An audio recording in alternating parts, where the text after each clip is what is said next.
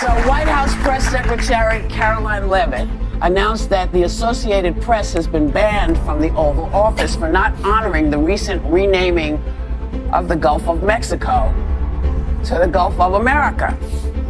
The Gulf formerly known as the Gulf of Mexico, which should now be called whatever the hell. There's a much broader. There's also whatever the hell he wants. Trump's press secretary, Karoline Leavitt. White House Press Secretary Karoline Leavitt announced that the Associated Press has been banned from the Oval Office for not honoring the recent renaming of the Gulf of Mexico to the Gulf of America.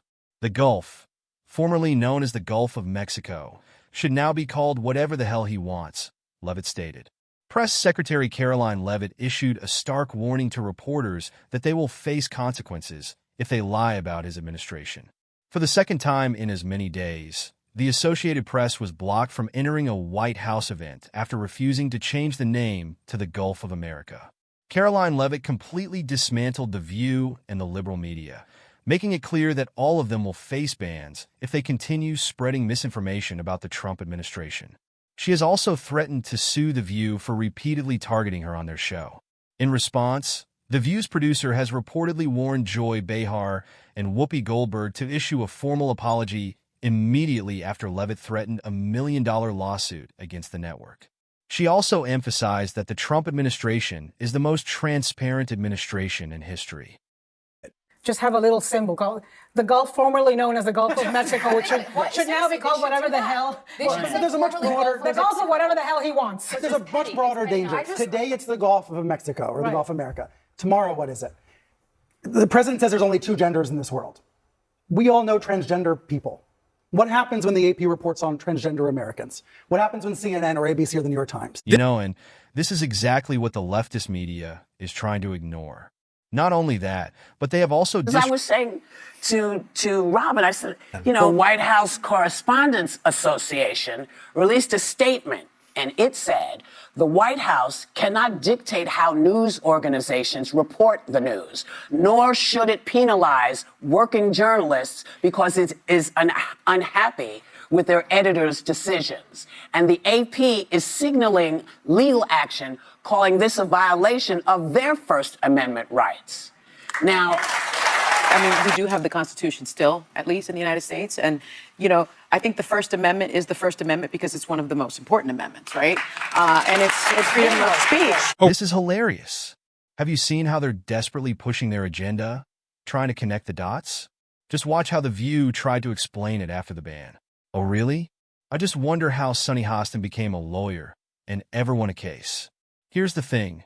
The president has the right to decide whom to meet. And the press is the direct check for the government overreach. It's the direct check. It's the press reports to the American people the facts of what is really happening. And so I think there's no question that the AP should defend its constitutional rights.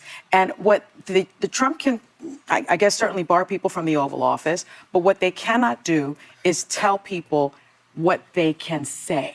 They cannot do it. And one last thing, the AP style guide is many newsrooms across the country follow the AP style guide. And it was published on January 23rd of this year after the executive order.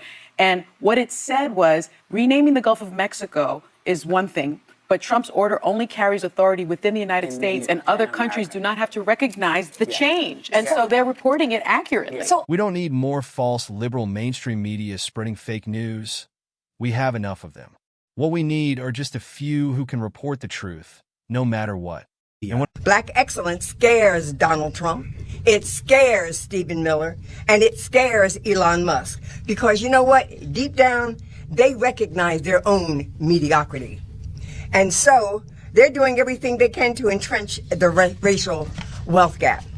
By the way, she raised the Gaza issue because Joy Behar brought it up, claiming it was the wrong Gaza. But the only thing Joy Behar missed was that they actually admitted their fraud in public. Karoline Leavitt didn't stop there. In every briefing, she has this... oh, my God. And I will say it again, for the woke liberals, everything is about race and gender. That's why they continue funding and manufacturing issues daily, instilling fear in the dumb thing to hang your hat on. Why does she care about it when the prices are going up on eggs?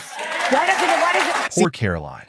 The leftist media isn't reporting anything like this because they're all leaning left, focusing on narratives that... On whether you're talking about conservation or otherwise, hundreds of miles out into the sea.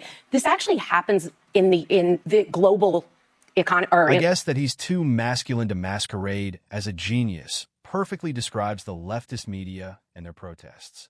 But Karoline Leavitt is with all these major issues happening.